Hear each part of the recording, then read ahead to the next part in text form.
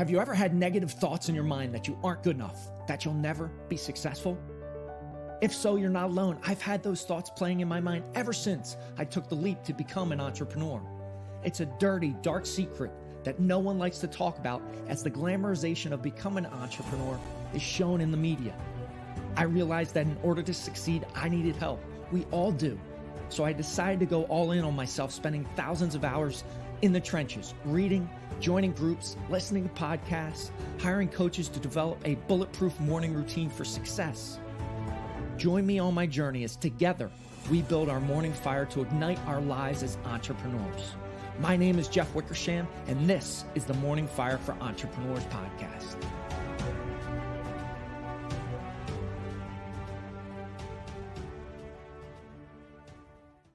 Welcome to the Morning Fire for Entrepreneurs podcast. I'm excited to have Chris Naugle on the show today. Chris, welcome to the show. Hey, thanks for having me on. I'm excited. Absolutely. So am I. So let's do a couple power breaths and a power boom. We'll get the energy up as we talk about money today. So we're going to breathe in, raise our hands all the way to the ceiling. We're going to do that 3 times. So let's go ahead, breathe in and out. Good. Another breath in and out. Good. Final breath in and out. I'm going to count down 3, 2, 1. Yell boom at the top of our lungs in 3, 2, 1, and boom. Boom. Nice. Love it. Love it. Love your energy. Love your energy, Chris. So I love getting right into morning habits, rituals, routines that set you up for success. So what are a couple things you do each and every day that start you down that path towards success? So every day, the first thing I do when I wake up, I drop to my knees and I put my hands together and I thank God for the day. So I start my morning with gratitude. And then certain times during the week, usually 2 to 3 times, I go right to the gym after gratitude, right in, and I get a good workout, get my body feeling good and my mind feeling good. But the other thing that is always part of every day of my life, not just the morning, is I always start the day with thinking, how do I solve somebody's problem? And that's my ritual. Awesome. And so dropping, thanking God, being in a state of gratitude. When did that begin, or when did that shift? How long has that been going on for you? It's probably been about 2.5 years, not long enough. And, okay. It's just going to a lot of masterminds, seeing a lot of high performance people and multimillionaires and billionaires. And they always started their mornings with gratitude. And I remember one day I'm like, I just need to thank God for what I have and just for being here. And I did it every morning. I literally started, every habit starts with just, daily reminders. And I put it in my phone as a reminder. And every morning it would tell it. Now I just religiously do it. Yeah, and I love that point you just called out, right? Where when you start a habit, when you start something new, put it in your phone, put a timer and actually name it, what you're going to do. And then you're going to be much more likely to do that. So I appreciate that insight. So we're going to talk about how money really works. So before we get into that, describe a little bit about your background and what you've done in your entrepreneurial journey. Sure. I mean, I started in a lower middle-class family. Dad was an alcoholic. Mom, raised me. It wasn't an easy honor. It was a huge struggle, but I got lucky and I was always a dreamer. And my mom always instilled in me, dream big. And even though we don't have the money to get these things, keep dreaming and draw it on paper and visualize it. And that all led to my big dream of being a pro snowboarder. And that started at a young age. Well, when I was 16, I had been working since 14 in farms, and I got a job at a restaurant and I hated it. They treated me so awful. And I remember the day I quit, I was so distraught coming home telling my mom that I quit my job, that when I told her, and she actually said, good, don't ever let anyone treat you that way. I said, all right, well, I'm going to keep going with this. Mom, can I open a clothing line in the basement? And I started Fat Clothing Company. I was 16. And that led into retail stores called Fat Man, which are still around today. I sold them in 10, but I did go on to be a pro snowboarder. During that snowboard career and having those shops, I ended up hitting some hard times. I've had a roller coaster of a life, but the dot-com crash in the early 2000s, I'd never known what a recession was. When that hit, my retail store got hit hard. So I actually had to get a job. For the first time from when I started that, I had to go back into the workforce, and I landed in, of all places, Wall Street. And I'll never forget. I thought it was a temporary thing, but it ended up being something I loved. And I rose to one of the top advisors in the firm, and I was doing really well, entered real estate, doing some flips in 2006. And then in 2008, and I want you guys to remember that year, I decided to dive in head first, and I bought a dilapidated paint store, giant building, and I was going to convert it into a 3-unit strip mall where I was going to move my retail stores. Well, that was until the Great Recession hit, and that thing brought me to my knees. If it wasn't for my girlfriend who just moved into my house, helping pay the mortgage, the utilities, and allowing friends of mine to move into bedrooms, I think I would have went bankrupt. And 2009 to 14, bought apartment buildings, still doing the financial advisor, still snowboarding. And then 2014, made a critical mistake. And I ended up having to sell all 36 units, had to sell my dream house, was at the very bottom point of my life. I was just, I had money and then I lost it all. And then I had it all back and I lost it all again. And that was that defining moment where I really looked at myself in the mirror and I said, you're missing something. What are you missing? And I learned that at a 3-day event by 2 guys, Mike and Greg. I'll never forget them. Greg's now my business partner, but they talked about money from the front of the room. Now, remember, I'm a high-level financial advisor, a Wall Street guy, stockbroker, whatever you want to call, our types. And I'm listening to these guys talk about how they used money. And I remember thinking to myself, I'm like, they are doing things the complete opposite of every single thing I've ever been taught as an advisor. And it made me start questioning everything. And I did. And I started following these wealthy individuals around, not just Greg and Mike, but their surroundings, their masterminds. And I started meeting multimillionaires and billionaires. And because I was in the money space, I always talked money. So I'd ask them, so what do you do with money? How are you handling money? How are you doing this, that, and the other thing? And I started seeing these very distinct patterns. And I'll never forget it. It was just like this. I almost got to the point where I'd be talking to one. I'm like, oh my God, you too? And it was so different than everything I'd ever learned, because it wasn't the stock market. It wasn't that they were doing all the things I'd been taught to sell and to do as an advisor. It was like everything else. They were in full control of their money, and I never was. And just to kind of sum up that story, me and my wife went on to, flip lots of houses, 263. We still have real estate, lots of rentals, and we got a show on HGTV called Risky Builders. And, today I just go around teaching people the truth about money and how money really works. And that's been my calling.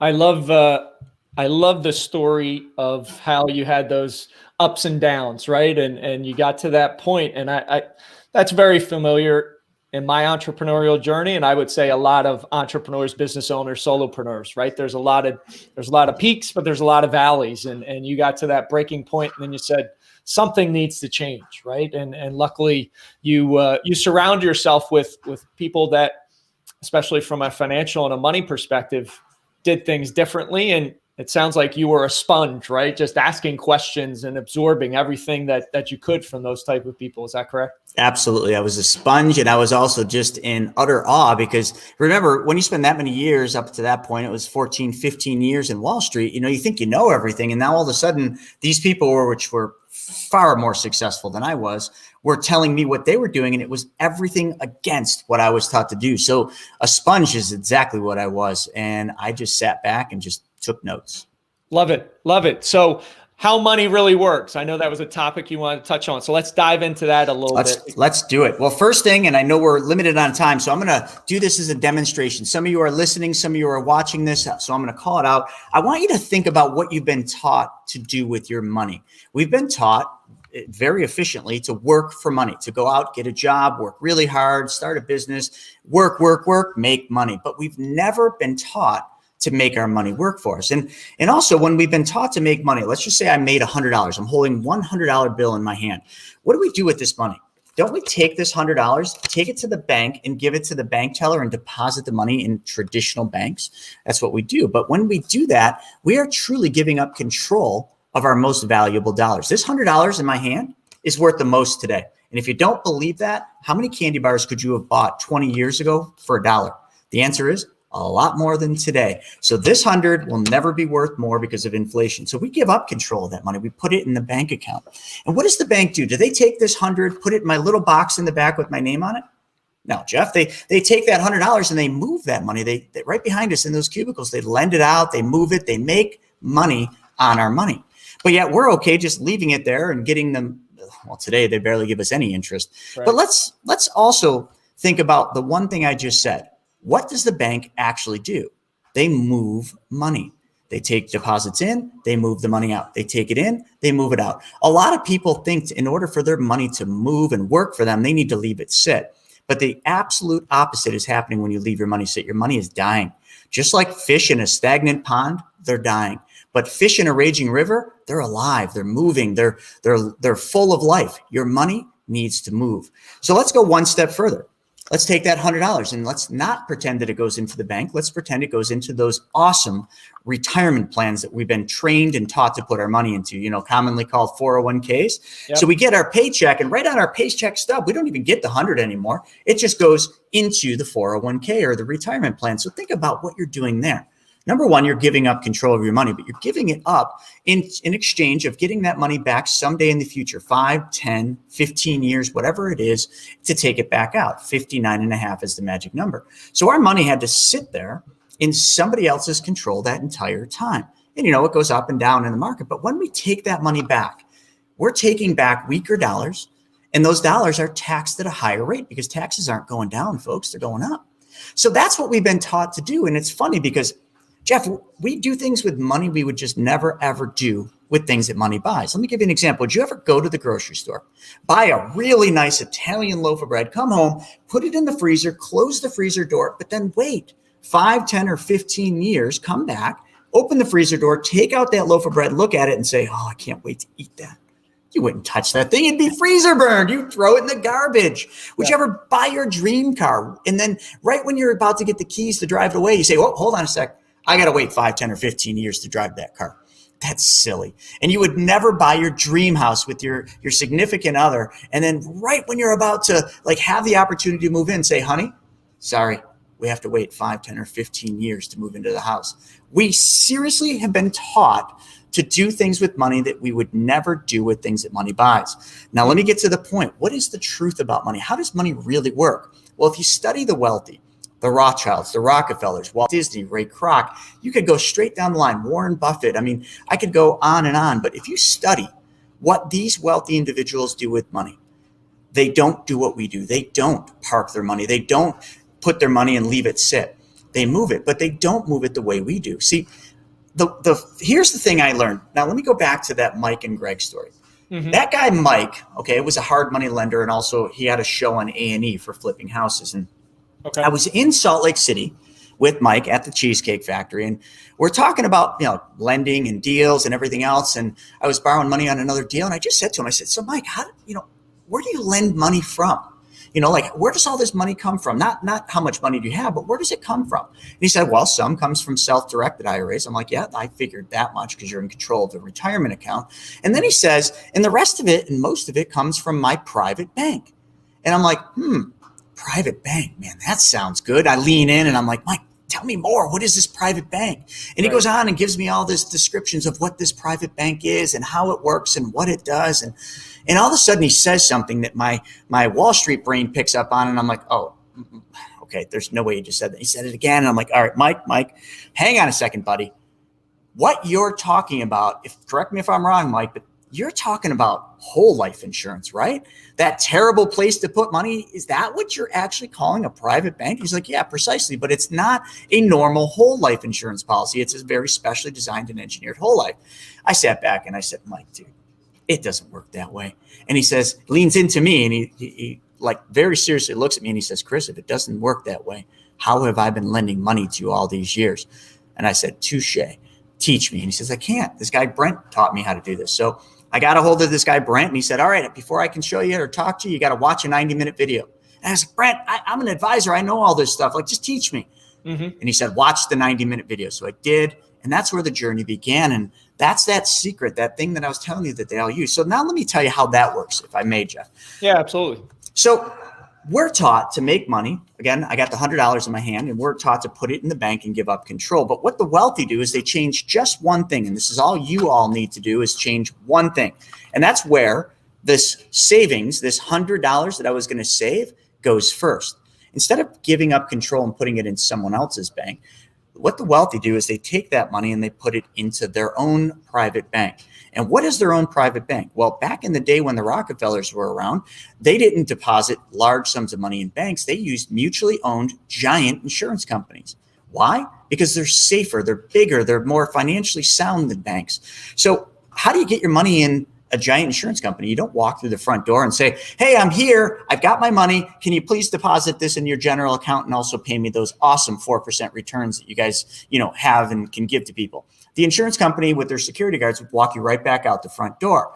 So the Rockefeller said, well, okay, we got to find a better way. And how they figured it out is they said, a whole life insurance policy allows me to get my money into the insurance company's general account. But you got to do it differently. You can't design the whole life the way that you all know whole life exists for life insurance. You have to design it for banking the same way that conventional banks do it. And it's called BOLI, B-O-L-I. Look that up, bank-owned life insurance. So now I take this $100. Now let me walk you through an example of how this works. I take this 100, I put it into this specially designed and engineered whole life. Now that 100's there, but now I have something I want to use that for. Let's just say I was thinking I would pay off Visa. I owe Visa, let's just call it, let's call it $60 of that 100. Okay, so I'm going to pull $60. I owe Visa $60, and every month I give Visa $10 a month, and Visa, basically, that's my monthly payment, and it works out to be about 20%. So that's what I've been doing. I've been just paying Visa money every month. So what I'm going to do is I'm going to take from this 100, I'm going to go in and I'm immediately going to take out $60. Okay. And immediately means in the first 30 days. And I take the 60 and then I give it to Visa. I have now paid off Visa. Same thing you do with your regular bank account, but there's something very different about what just happened here. Number one, if I put $100 into a regular bank, and let's just pretend that regular bank did pay you 4%, which is the same guaranteed interest rate that the insurance company will pay you on these guaranteed whole life policies. Now, if your bank paid you 4% and you had $100 there, but you took 60 out, Jeff, how much money would your bank continue paying you interest on if you had 100 and you took 60 out? Only $40. That's correct. They'd pay you interest on $40, the remaining amount. But now let's go over to the private bank, your specially designed and engineered whole life. I put 100 in and I took 60 out. How much do you think that the insurance company is paying me interest on in that account? I'm going to guess 100. Bingo. Most people would say, well, it must be 40. 100 minus 60 is 40. No, it's 100. Because in the insurance contract, your money never actually left the account. This $60, this was a loan from the insurance company's general account. But when I say that word loan, people are like, ooh, I don't want more debt. I'm paying debt off. I don't want to create more debt. But what if that loan the insurance company gave you doesn't ever have to be paid back? That loan is an advance of your death benefit. That's all. So my 100 sits in the account earning 4% plus dividends, which can be up to 6%. And now I'm holding $60 of my 100 and I'm still making interest and dividends on the full 100. That's cool. Now the insurance company charges me interest on this 60. So they charge me 5%. Okay. And it can be between 4 and 5%. So now I'm making a spread of about 1%. 6 with dividend minus 5. I'm making a spread of 1%. I bet you most people listening to this don't even make 1% on the money that they have parked in their bank account. And I'm making 1% on the money, even though I'm holding most of it. So now that's the first thing. You're going to make uninterrupted compound interest. Now, remember the wealthy, what do they want to do? 2 things. They want their money always working for them. So my money, all 100 is now working for me, making 4% plus dividends. But my money's going to work even harder because now I'm holding $60 and I don't have to worry about losing interest on this. So I'm going to take the 60 and I'm going to pay off Visa. Now I don't owe Visa anything. But if I just did that, I'm not really being an honest banker because I used to give Visa $10 a month. Every month I would give Visa $10 and Visa would just take that and they would apply it to the 20% highway robbery interest they charged me. So now that Visa is not owed this $10, what if I just change the name on the check? What if I just put, instead of Visa on the check, I write the Bank of Chris. And I take that $10 and I put it back in my policy as a loan repayment to repay the 60 that I just took out.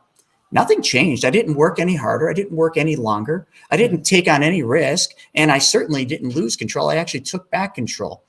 If everybody were to just in their mind, just draw a circle. If your money starts on the left side of the circle in this specially designed hole at this private bank, and it makes interest there. And then you take it and you move it over to the other side and you do things like pay down debt, pay off your car loans, anything, buy real estate, passive investments. And then you take the interest in the payments that you used to give away to somebody else and you recapture and recycle them back into your account. Doing that allows you to not only build wealth at a very rapid pace, but it allows you to be in full control of every dollar, not just the money you make, but the money that you used to give away to everybody else, because now you're starting to take back all of that money that you used to give away to everybody else. And eventually all that money makes it to the left side of your circle, which is what? The left side is your bank, the bank with your name on it, not somebody else's. So that's just a really quick visual of how this works. And what I just gave you, Jeff, is equivalent to the pimple on the elephant's butt in the grand scheme of how vast this is that you can do. But I just wanted everybody to understand that that's what the wealthy do, what they've been doing for hundreds of years. And that's what I've been doing. And I can't even begin to tell you what it's done.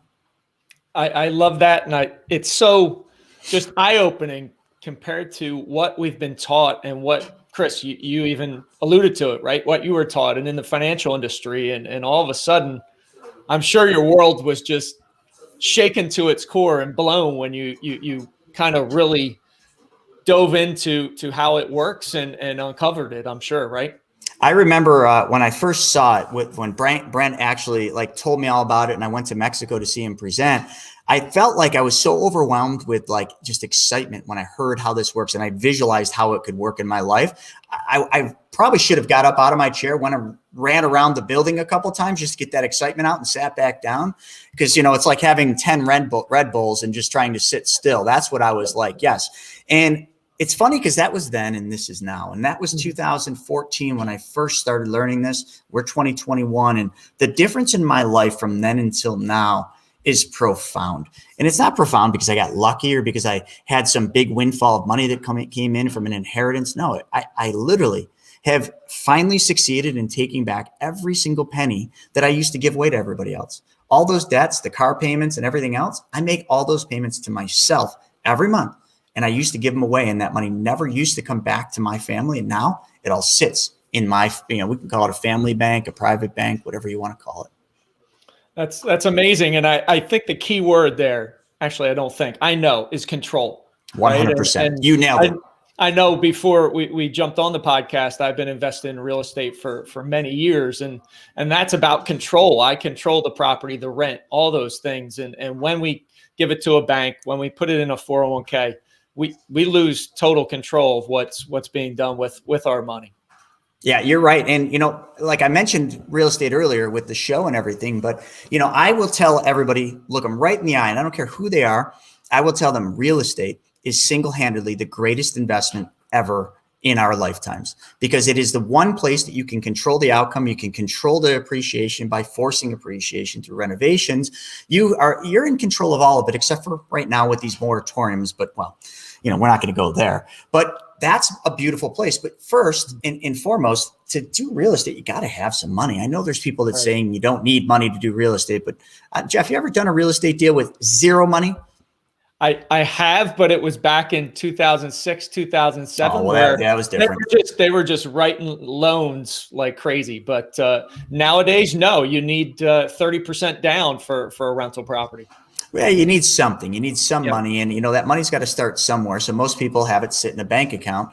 I just choose not to have the bank be in control, and I choose to have my own bank where I control the outcome. I get paid interest, uninterrupted compound interest on every penny.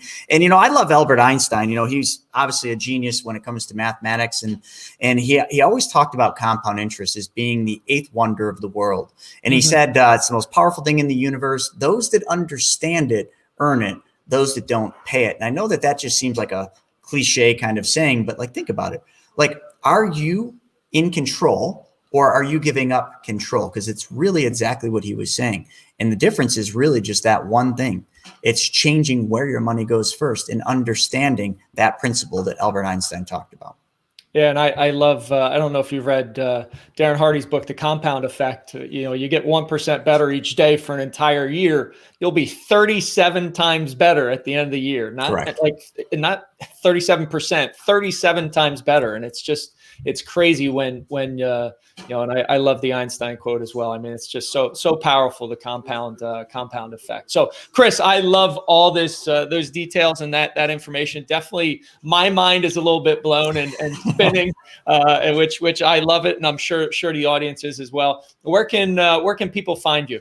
Yeah. So the best place is my website. You just go to Chris Naugle. It's NAUGLE.com. And on there is all my stuff. I give my best stuff away for free. You got free resources on all these. If anyone loved what I just talked about or want to learn more, there's countless videos on my website. Just watch the 90-minute video first. Like, I won't even talk to people until they watch that video first. It will literally be that 90-minute wow moment that I had. So that's how you start. ChrisNaugle.com and YouTube. I put so much stuff on YouTube. Just go to the Chris Naugle.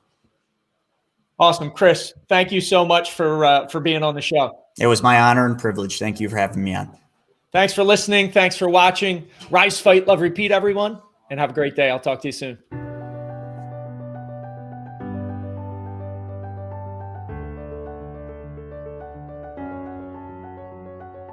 Thank you for listening to the Morning Fire for Entrepreneurs podcast. You now have the knowledge, but without action, knowledge is useless. Choose to act. Choose to step into your greatness and unlock that hero inside of you. If you enjoyed this podcast, please subscribe and leave a review so more entrepreneurs can hear this message. If you absolutely love this podcast, which I hope you do, then share it up with someone you know who might see benefit from it. Become that beacon of change, and together we can impact the world.